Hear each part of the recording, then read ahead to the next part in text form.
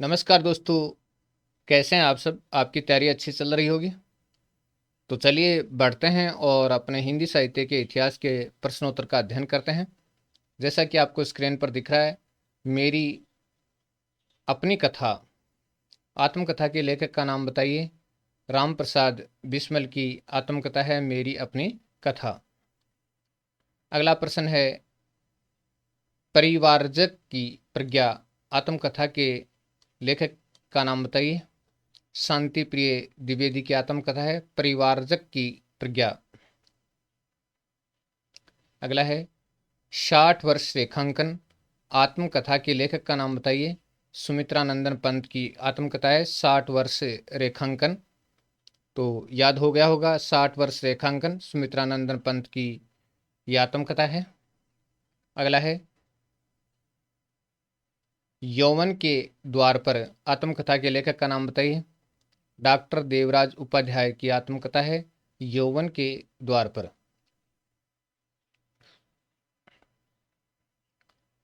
स्वतंत्रता की खोज आत्मकथा के लेखक का नाम बताइए। सत्यदेव परिव्राजक की आत्मकथा है स्वतंत्रता की खोज। तो स्वतंत्रता की खोज आत्मकथा के लेखक सत्यदेव परिव्राजक। क्या भूलूं क्या याद करूं, नीड का निर्माण फिर, बसेरे से दूर और 10 द्वार से सोपान तक। क्या भूलूं क्या याद करूं, नीड का निर्माण फिर, बसेरे से दूर, 10 द्वार से सोपान तक आत्मकथा के लेखक का नाम बताइए। ये 4 भागों में लिखी गई आत्मकथा है हरिवंश राय बच्चन जी की। एक बार पुनः देख लीजिएगा। क्या भूलूं क्या याद करूं, नीड का निर्माण फिर, बसेरे से दूर, 10 द्वार से सोपान तक।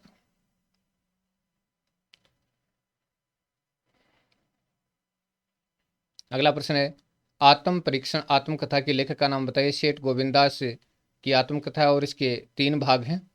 आत्म परीक्षण परीक्षण आत्मकथा और इसके लेखक है सेठ गोविंदास और 3 भाग हैं। क्रांतिकारी की आत्मकथा आत्मकथा के लेखक का नाम बताइए।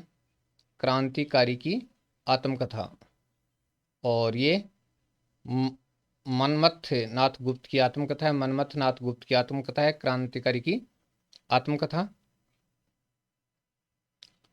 सिंहावलोकन आत्मकथा के लेखक का नाम बताइए। यशपाल की आत्मकथा है और 3 भाग हैं। दोस्तों, यशपाल अलग हैं और यशपाल जैन अलग हैं, ध्यान रखना।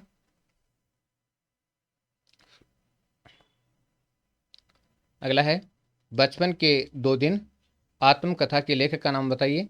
डॉक्टर देवराज उपाध्याय की आत्मकथा है बचपन के 2 दिन। नेक्स्ट है, क्रांति पथ का पथिक आत्मकथा के लेखक का नाम बताइए। पृथ्वी सिंह आजाद की आत्मकथा है क्रांति पथ का पथिक। नेक्स्ट क्वेश्चन है, मेरी आत्म कहानी आत्मकथा के लेखक का नाम बताइए। आचार्य चतुर्सेन शास्त्री की आत्मकथा है मेरी आत्म कहानी। आत्मकथा आप बीती जग बीती, यानी आत्मकथा का नाम है आप बीती जग बीती के लेखक का नाम बताइए। तो लेखक का नाम है नरदेव शास्त्री। नरदेव शास्त्री की ये आत्मकथा है आप बीती जग बीती। झरना 1918 किस छायावादी कवि की रचना है? जयशंकर प्रसाद की रचना है झरना। अगला क्वेश्चन है, आंसू जिसका प्रकाशन 1925 है किसकी रचना है? जयशंकर प्रसाद की रचना है आंसू, जिसका प्रकाशन वर्ष 1925 है। तूफानों के बीच रिपोर्टाज के लेखक रांगे राघव का रिपोर्टाज है तूफानों के बीच, रांगे राघव का रिपोर्टाज। चलिए, रामनरेश त्रिपाठी की प्राकृतिक सौंदर्य के लिए प्रसिद्ध है। तो कौन कौन सी रचनाएं प्रसिद्ध हैं प्राकृतिक सौंदर्य के लिए? पथिक और सौपन जो रचनाएं हैं वो प्राकृतिक सौंदर्य के लिए प्रसिद्ध हैं। अगला है, नदी बहती थी उपन्यास के लेखक का नाम बताइए। नागार्जुन का उपन्यास है नदी बहती थी। नदी बहती थी उपन्यास है वो नागार्जुन का उपन्यास है। अगला प्रश्न अपना है, छायावाद शब्द का सबसे पहले प्रयोग किसने किया? तो ये मुकुटधर पांडे ने छायावाद शब्द का सबसे पहले प्रयोग किया था, मुकुटधर पांडे ने। अगला है, लहर 1933 रचना के रचनाकार का नाम बताइए। जयशंकर प्रसाद का काव्य संग्रह लहर। और प्रकाशन वर्ष 1933। अगला है कामायनी 1935 रचना के रचनाकार का नाम बताइए। जयशंकर प्रसाद की रचना है, 1935 में इसका प्रकाशन हुआ। निराला की परिमल रचना का प्रकाशन वर्ष कौन सा है? 1930 में निराला की परिमल रचना का प्रकाशन हुआ। निराला की गीतिका रचना का प्रकाशन वर्ष कौन सा है? 1936 में गीतिका रचना का प्रकाशन हुआ। नेक्स्ट है पहाड़ों में प्रेम में संगीत रिपोर्टाज के लेखक का नाम बताइए। तो उपेंद्र नाथ अशक का रिपोर्टाज है पहाड़ों में प्रेम में संगीत। हिंदी में छायावाद लेख किसने लिखे, यानी छायावाद से संबंधित लेख किसने लिखे? मुकुटधर पांडे ने हिंदी में छायावाद से संबंधित लेख लिखे थे। अगला प्रश्न अपना है कालिदास हजारा के लेखक का नाम बताइए। कालिदास त्रिवेदी की रचना है कालिदास हजारा। और नेक्स्ट है प्रगतिशील लेखक संघ का पहला अधिवेशन कब हुआ?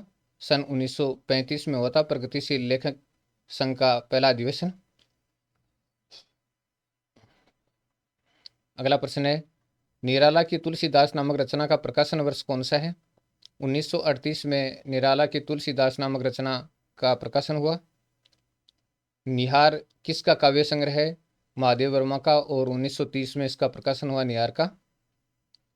नेक्स्ट क्वेश्चन है रश्मि किसका काव्य संग्रह है? महादेव वर्मा का है, और 1932 में इसका प्रकाशन हुआ था रश्मि का। नीरजा 1935 में, सांध्य गीत 1936 में, यामा 1940 में नामक रचनाओं के रचनाकार का नाम बताना है अपने को। तो नीरजा 1935, सांध्य गीत 1936 और यामा 1940 रचनाओं के रचनाकार तो महादेव वर्मा की रचनाएं हैं ये सारी की सारी।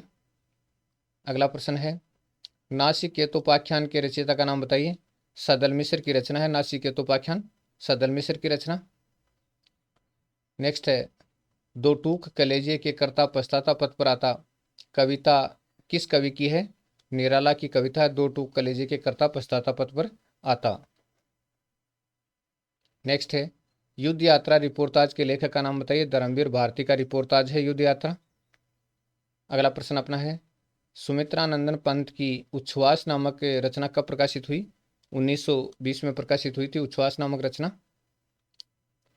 अगला है ग्रंथि का प्रकाशन वर्ष 1920, वीणा का प्रकाशन वर्ष 1927, पल्लव 1928, गुंजन का 1932। तो ग्रंथि 1920, वीणा 1927, पल्लव 28 और गुंजन 1932। देखिएगा किनकी रचनाएं हैं ये, याद कीजिएगा। देखें ग्रंथि 1920, वीणा 1927, पल्लव 1928 और गुंजन 1932।